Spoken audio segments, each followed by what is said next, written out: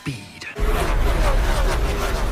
Welcome to Knives Out. We start off with two slow-mo dogs, a big old house, a boomer mug, and a croissant. Lady goes up with the food looking for Mr. Throbdick. She can't find him, and just by the pan of this shot, I got a feeling that this is a murder mystery movie. And she goes into a secret room and finds that Mr. Throbdick is indeed dead. Murder mystery movie, baby. Let's go. Okay, this movie's got a very thick and twisty plot with lots of information. So the speed is along, gotta tell you some of the characters and important shit like that, okay? Starting with the Throbdick family tree. At the very tippy top, we got Mr. Throbdick himself. A 85-year-old man who's very edgy, very funny, cool, and a very successful murder mystery novel writer. Or like mystery novels in general, you know? Like, he writes, okay, dude writes. He got 3 kids. One of them's dead, but got married to Linda, one really conniving Instagram person, and they have a kid together, Meg, who's an SJW. Next up, Nicholas Throbdick. He runs his dad's publishing company and wants to sell the rights of the books to be made into movies, because he wants to make some of that extra bling bling, but Mr. Throbdick doesn't want that. Hence, tension. And he's married to some hoe that doesn't matter, okay? Irrelevant. And together they have a little Nazi child. Then we got white-haired tall bitch Throbdick. Actually, I think her name's Linda, and this lady's name is... You know what? I don't care. She's a fucking Instagram influencer, so she's basically garbage, so we can call her that, okay? Back to Linda. She got a small loan of $1 million from her father, made a shitty little business with it, and called herself self-made. Small loan of... She's married to asshole Mozart, who's a cunt and cheating on her. Together, they have one kid, Captain Murica, aka Ransom. What a weird fucking name. Imagine having a kid called Ransom getting kidnapped, and you have to pay ransom to get Ransom back. That'd be a pretty funny situation. Also pretty sad because the dude got kidnapped. Anyway, Ransom is a white old dickhead who has a love-hate relationship with Mr. Throbdick, spends a lot of money, needs to depend on himself more. And that's the Throbdick family. Wait, no, we missed one person. We got Mr. Throbdick's mom, Great Mama Throbdick. She's old as fuck, barely alive, blind as a bat, and reminds me a lot of that old rat lady from Hotel Transylvania. The one that goes...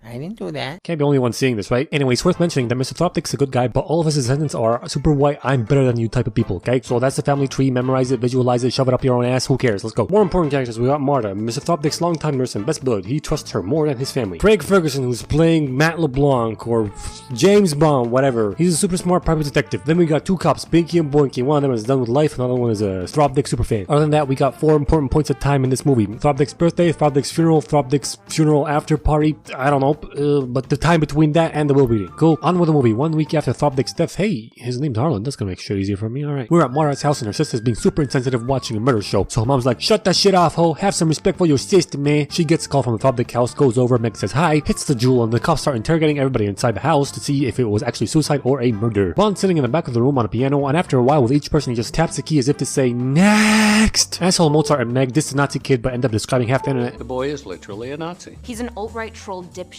Then Garbage asks, who is that guy? what do you mean who's that? It's 007, James Bond, shooter of guns, adjuster of cufflinks. I'm here at the behest of a client. And he's not a British person in this movie. He's an American southerner. Oh my lord. He tells them who he is, and this bitch is like, I read a tweet about a New Yorker article about you. You're famous. please shut the fuck up. So they ask a bunch of questions about the night before Harlan's death, which was his birthday, and they all lie through their teeth because Harlan found out about Mozart's affair and threatened to tell his daughter if he didn't tell him immediately, hence creating more tension. He also fired Dickles from his publishing company, Tension! And he cut off Garbage because he found out she was sucking the long dick off his bank account and siphoning 100k extra every year from him. Even more tension! But they all hate Ransom for being a douchebag, and so they agree on one thing, that he and Harlan had a big ass fight in private and then he stormed off, which is...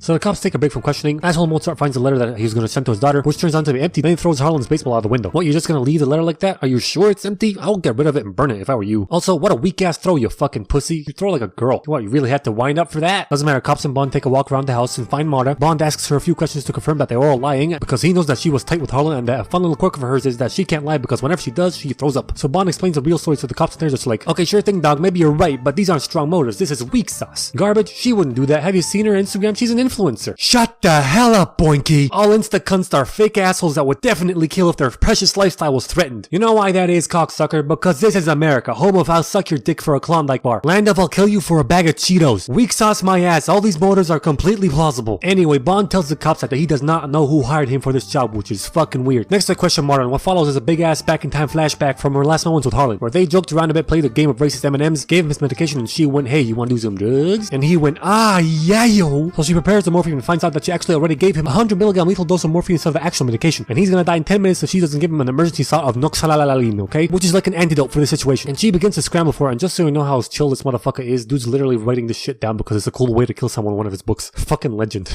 Anyway, sadly she can't fight the antidote, so freak out level increases, and she goes to call for an ambulance that won't get here in time, when he remembers that her mama is an illegal immigrant, so he's like, no! And stops the phone call. If they find out you kill me, your mama gonna get deported and your family gonna be fucked! So he tells her to leave in a specific way and do all all these specific things, then come back another specific way and do some more specific things and leave in another specific way to eliminate herself as a suspect. And when questioned by the police, not to lie, but to tell fragments of the truth in this specific order, so she isn't technically lying, which is a pro-lying tip, by the way. Then after she leaves, he game ends himself, which is sad as balls. Back to the current time. She uses the pro-lying tip on the cops and goes to the bathroom to throw up anyway. What a fucking noob. Then we get a mix of cutting back to the birthday and fast forwarding to the funeral after party, where Bond is sitting ominously in the shadows and waiting for Marta, and he tells her that he wants her to be his confidant, his partner in this case, because she knows the place and the family well, and I trust your kind heart. also she throws up whenever she lies, so you know, that's a bonus. She goes home and we get a flashback of when Harlan committed seppuku, then we zoom in on a little specklet of blood on her shoe. Okay, so I just want to draw your attention to this shot after he killed himself, and this shot after they cleaned up all the place and took it for evidence or whatever. And we're gonna play a little game of spot the difference to see what's missing. I'm just gonna give you a minute right here. Time's up. What's that? Not enough time. Don't care. It sounds like a you problem, bitch. But don't worry, I'm still gonna show you. Zoom in and enhance. Keep going. Bring it in. Yeah, you get it? You see it now? That's right. The chest tape. Why is it gone? Is it a suspect? Where is it now? Is it on its way to Mexico? All these questions are completely unimportant. This joke sucks. The bloody rug and sofa, which has obviously been removed because evidence or cleaning or whatever, okay? Now, I've never slit my own throat before, but I would imagine that blood would splatter pretty far. However, the blood splatter stops here. The rest of the trajectory towards her foot is clearly clean, or else they would have taken it away for cleaning or evidence, as I said. So how the fuck is there a drop of blood on her shoe and nowhere else in the room, huh? Listen, I'm not saying that a rogue droplet of blood making the perilous journey across the room onto her foot is impossible, just highly unlikely, okay? Next day comes cops and Bond take Marta with them to look for clues and evidence, which she keeps throwing as they go along. Like this very modern technology security tape that she erases with a magnet, and hiding old footsteps of new ones. Bond gets startled by Nana Throbdick. Dick had ransom Marais for the reading of the will, which is today, and everybody's mad at him for not coming to the funeral, and they find out that Harlan has cut him from the will. So he tells them all to eat shit, eat shit, eat shit. I'm not joking. This is not me making a shitty voice dubbing. He literally told them all to eat shit. Bond finds a piece of wood that Marta broke while climbing the side of the house and doing all the specific stuff Harlan told her to do. He finds the secret window she climbed through, and then the will reading starts, and they find out that her ransom is not the only one that has been cut out of the will. Everybody has been cut out, and Harlan left everything to Marta. And they're just like, no, but our wealth. So Marta tries to leave while the family swarms her, and the fucking alt-right troll is live streaming it. God damn it. Content is content. Anyway, her car won't start, so Ransom rolls up in his Beamer and saves her from this mini-mob. Then feeds her beans and tells her that he knows that his grandpa did not kill himself, and that he also knows that she throws up whenever she lies, and he demands the truth. So she spills the beans. Get it? 'Cause the beans, and she pukes whenever she does. No, honestly, it's a huge missed opportunity that Ransom didn't say that. It would have fit perfectly. Meanwhile, the Throbdick family exhausts all possible ways to fix this inheritance problem, finally letting this lawyer dude go. Like, thank fuck, this family sucks. Then they force Meg to call Marta and give her a very shitty phone call, and Ransom goes, fuck my family, I'm gonna help you get away with this, and in exchange, you're gonna give me my cut of the wheel. Next day comes and the news got a hold of the story, so they show up to Marta's house, and to avoid him, she tries to slip out the back, but Nicholas is there and he threatens to expose her mom. She doesn't give back the inheritance. So she goes back inside, finds a blank envelope that has a paper inside that says, I know what you did, ho. So she goes over to Ransom, who tells her that this is a toxicology report, and she's like, How do you know all this stuff? question is, how do you not know this stuff? You're a fucking nurse. Whatever. He also tells her this means that someone's trying to blackmail her and they need to go to the toxicology report place to destroy the evidence. So they gotta do that, but surprise! The place is burnt down and the cops are there with Bond. And he goes, do we know who did it? No, the camera's burnt down. Pinky, you're a pretty fucking stupid cop, cause unless the surveillance room or whatever the hell these cameras say the recording is onto got fired Bukkake too, that doesn't mean that the recordings are destroyed just cause the cameras are burnt down. Anyway, Marta gets an anonymous email with a meeting location and time of 10 a.m. when now it's 9:30 a.m. so she has to get there pronto. The cops see her, she slams the car into gear and drives off. The police go after her and we have this car chase on a road with 0 cars on it, and they're like, Go! Are you flooring it? I am literally flooring it! the car won't go any faster because you put it in low. So no matter how hard you stomp on the gas pedal, it won't shift into high gears. Put it in drive, bitch. Move the stick to the letter D on the pedal. Your engine's gonna blow all the fuck up. Ugh, whatever. She does some lunatic driving which is simultaneously better and worse than the cops driving. So they somehow have both super fast cat-like reflexes and the hand-eye coordination of a fucking ceiling fan. Cool. She drives down a couple of alleys and then stops to have a conversation with Ransom thinking she has evaded the fuzz, but she didn't. Woman, this isn't Grand Theft Auto where you lose a 5-star wanted rating by crouching behind a dumpster for 30 seconds. Anyway, the cops get to them and Binky's like, That was the dumbest car chase of all time. my man, you see that dude that tried to lose the cops on a fucking scooter? What about the world's slowest car chase? Those are much dumber than this one. Doesn't matter. They arrest Ransom because Bond talked to Great Nana Throbdick and she told him that she saw Ransom come back in the middle of the night when she actually saw Marta come back in the middle of the night. And Bond's like, he forced you to drive away once you saw me, right? Uh-huh. Yeah, totally.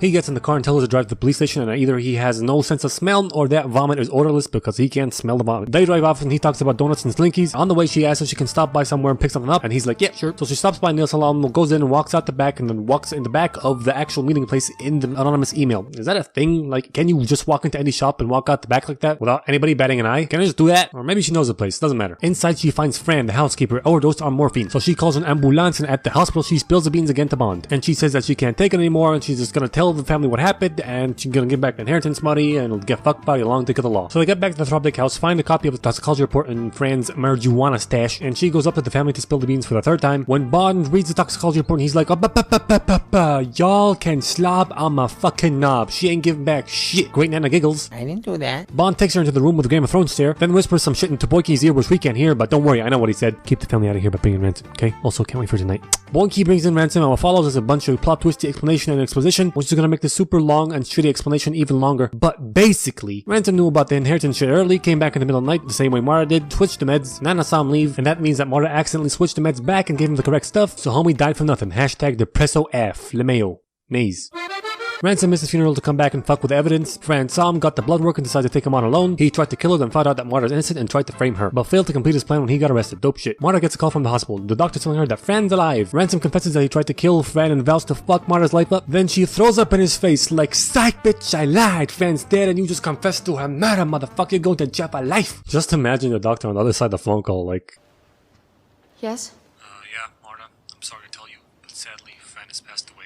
Doctor, that's great news. Great news. The fuck? We'll be there soon. Thank you. Do you understand what passed away means? She's okay. After that embarrassment, Ransom takes a knife from the Game of Thrones chair and lunges at Mara, tries to stab her, but it turns out to be a fake stage prop dummy knife. And why does it take you guys so long to get him off of her? Last I saw, you guys were trying to save her in super slow-mo. Whatever, Mara's completely innocent and keeps the inheritance scrap. Linda finds out that her husband is a cheating slut, totally should have fucking burned that thing. And Mara looks down at these peasants from her new house drinking from Harlan's old boomer mug. This movie gets 58 plot twists out of 12 Zoom dogs.